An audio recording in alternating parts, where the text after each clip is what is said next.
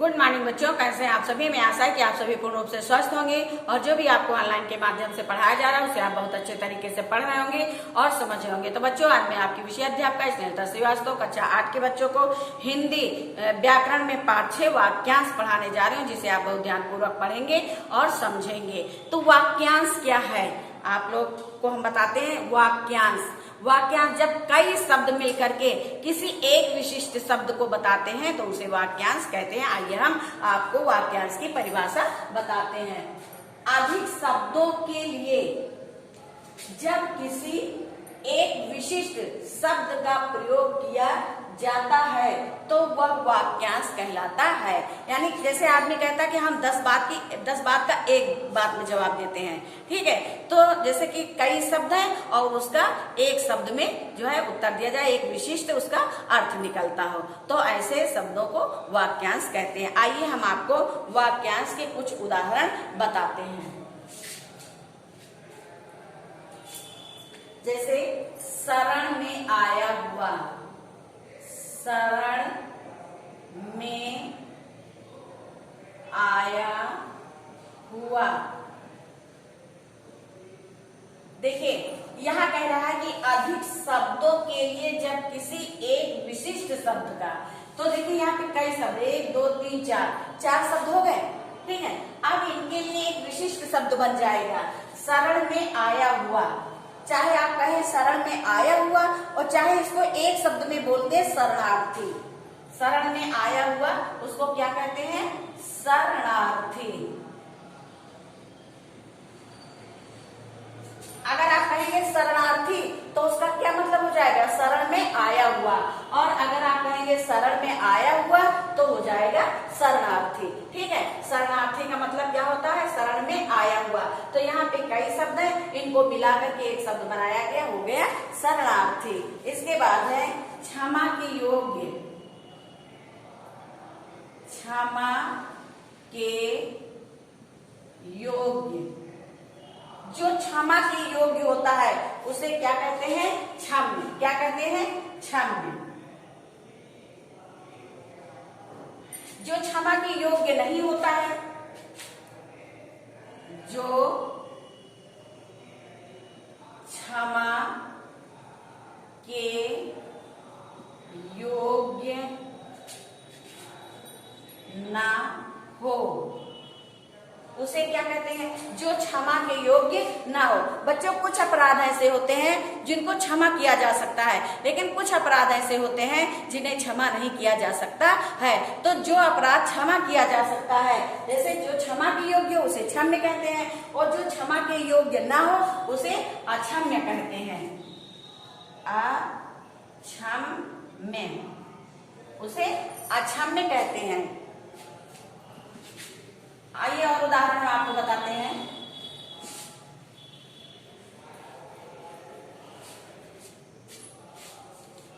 झूठ बोलने वाला।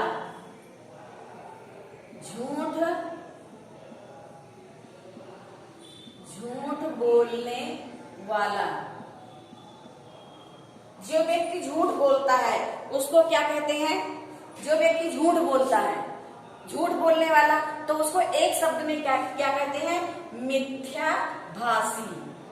मिथ्याभाषी।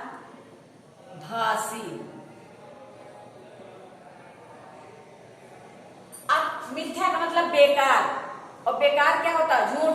तो बेकार और भाषी माने बोलने वाला, यानी झूठ बोलने वाला क्या होता है? मिथ्याभाषी। और मिथ्याभाषी किसे कहते हैं? झूठ बोलने वाले को, ठीक है। अब है जो विश्वास का घात करे।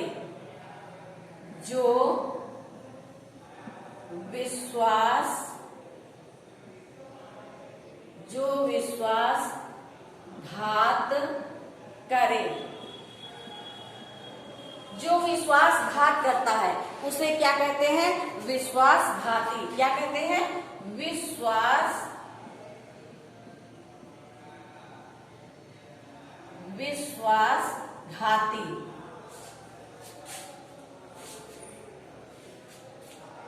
कट बोलने वाला।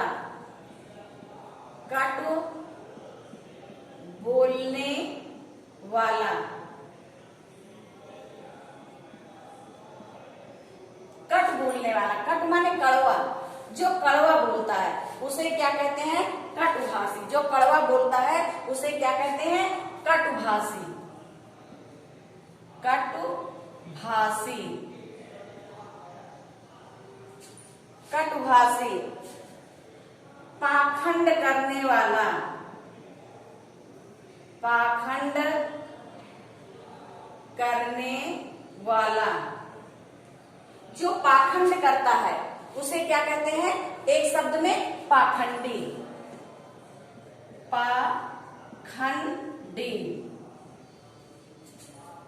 पाखंडी।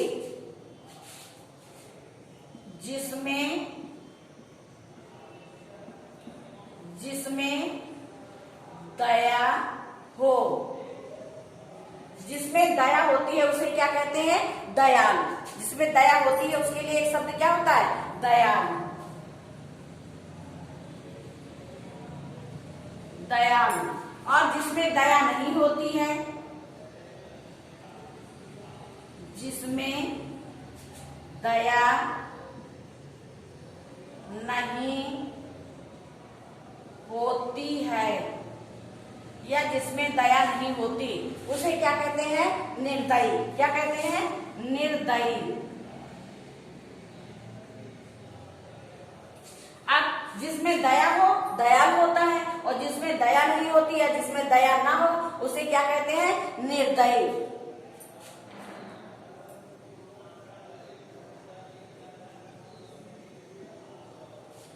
जिसमें हर शक्ति हो,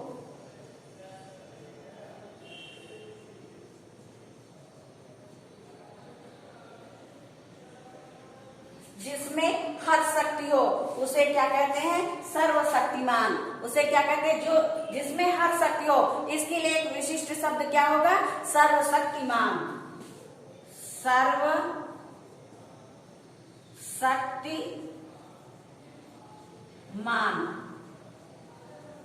सर्वशक्तिमान। इसके बाद सर्वशक्तिमान, फिर है जानने का इच्छुक, जानने का इच्छुक। जो कुछ जानने की इच्छा रखता है, कुछ भी वो जानना चाहता है, हर चीज वो जानना चाहता है, उसे क्या कहते हैं? जिज्ञासु। क्या कहते हैं? जिज्ञासु, जिज्ञासु। फिर इसके बाद है जिसके आर पार देखा जा सके, जिसके आर पार, जिसके आर पार देखा जा सके, देखा जा सके, उसे एक शब्द में क्या कहते हैं? पारदर्शी। क्या कहते हैं? पारदर्शी।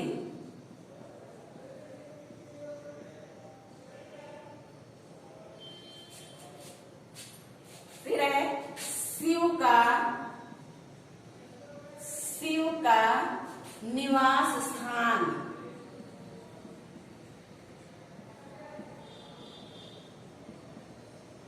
शिव का निवास स्थान। अब शिव का निवास स्थान जो है उसको हम एक शब्द में क्या कहते हैं? शिव जी कहाँ रहते हैं? शिव का निवास कहाँ है? कैलाश। कहाँ है? कैलाश। तो इन शब्दों के, इन अनेक शब्दों के लिए एक शब्द क्या हो जाएगा? कैलाश। चक्र धारण करने वाला, चक्र धारण करने वाला, चक्र धारण करने वाला। अब जो चक्र धारण करता है उसे क्या कहते हैं? चक्रधारी। क्या कहते हैं? चक्रधारी।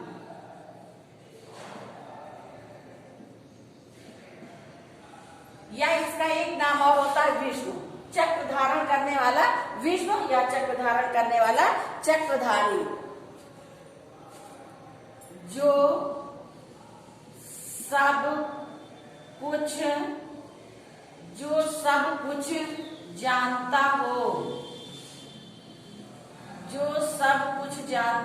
हो। जो सब कुछ जानता होता है उसे क्या कहते हैं? सर्वज्ञ। क्या कहते हैं? सर्वज्ञ। सर्वज्ञ यानी सर्वज्ञ का मतलब क्या होता है? जो सब कुछ जानता हो। इन अनेक शब्दों के लिए एक शब्द क्या हो जाएगा? सर्वज्ञ। जो किए गए उपकार, जो किए गए उपकार को मानता हो। जो किए गए उपकार को मानता हो। जैसे आपके साथ कोई कुछ करता है तो आप उसे मानते हैं कि हाँ इस व्यक्ति ने हमारे साथ ये किया, उसका एहसान मानते हैं। तो ऐसे अनेक शब्दों के लिए एक शब्द क्या होगा? जो किए गए उपकार को मानता हो उसे कहते हैं कृतज्ञ। क्या कहते हैं? कृतज्ञ। कृतज्ञ। और जो किए गए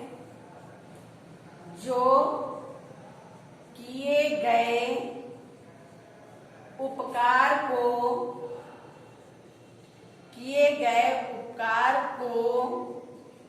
न मानता हो। न मानता हो। जैसे कुछ लोग होते हैं उनके साथ चाहे कुछ भी करो लेकिन वो कोई उपकार नहीं मानते, किसी का एहसान नहीं मानते हैं। तो ऐसे लोगों को क्या कहते हैं? कृतज्ञ। क्या कहते हैं? कृतज्ञ।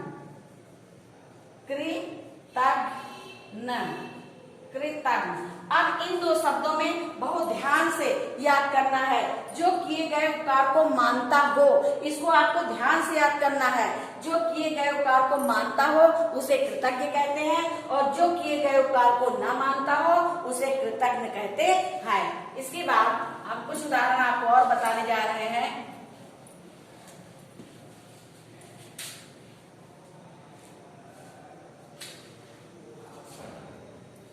जो विश्वास के योग्य हो। जो विश्वास के योग्य हो।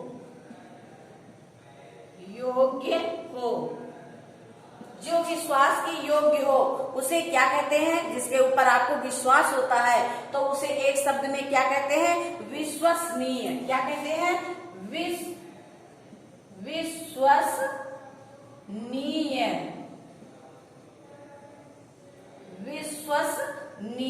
क्या कहते हैं?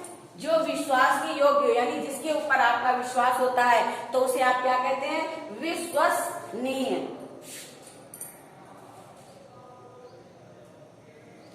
हजारों भुजाओं वाला। हजारों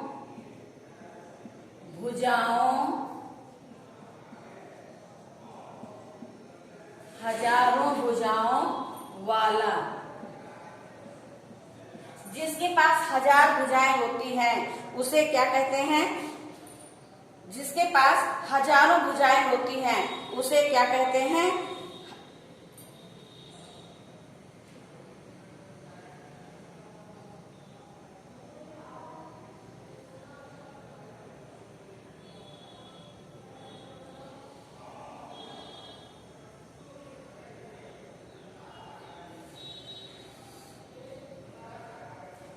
सहस्त्र बाहु। क्या कहते हैं? सहस्त्र बाहु। सहस्त्र बाहु। हजारों भुजाओं वाला। इसके बाद जो आंखों के सामने हो। पृथ्वी के चारों ओर फैली हवा। पृथ्वी के चारों ओर, पृथ्वी के चारों ओर फैली हवा। जो हवा पृथ्वी के चारों ओर फैली हुई है उसे क्या कहते हैं? वातावरण। क्या कहते हैं? वातावरण। वातावरण। जो हर स्थान पर हो। जो हर स्थान पर हो। जो हर स्थान पर होता है उसे क्या कहते हैं? सर्वव्यापक। क्या कहते हैं? सर्वव्यापक। सर्वव्यापक यानी कि ईश्वर जो है वो हर स्थान पर विराजमान होता है, इसलिए उसको क्या कहते हैं? सर्वव्यापक। जो जन्म से अंधा हो, जो जन्म से अंधा हो उसे क्या कहते हैं? जन्मांध। क्या कहते हैं? जन्मांध। ऐसे भी लिखा जा सकता है, जन्मांध। जन्मांध। तो इस प्रकार आपने बच्चों पढ़ा आज वाक्यांश के लिए एक शब्द। वाक्यांश के लिए एक शब्द में आपने पढ़ा कि अधिक शब्दों के लिए जब किसी एक विशिष्ट शब्द का प्रयोग किया जाता है तो उसे वाक्यांश कहते हैं। हमने आपको वाक्यांश के कुछ उदाहरण बताए। अब आपकी कॉपी, आपकी जो पीडीएफ जाएगी उसमें जितने भी होंगे, आप जरूरी नहीं कि जो हमने आपको बोर्ड में समझाए हैं वही आपकी कॉपी में लिखे हों, आपकी कॉपी में दूसरे भी हो सकते हैं, तो उसको आप लिखेंगे और जो पीडीएफ के माध्यम से जो वीडियो के माध्यम से आपको भेजा जा रहा है उसे आप वीडियो में देखेंगे और वीडियो से याद करेंगे, और जो पीडीएफ के माध्यम से कॉपी में आप लिखेंगे उसे आप कॉपी में लिख करके याद करेंगे। तो बच्चों आज ये वाक्यांश पाठ आपका यहीं पे समाप्त होता है। धन्यवाद।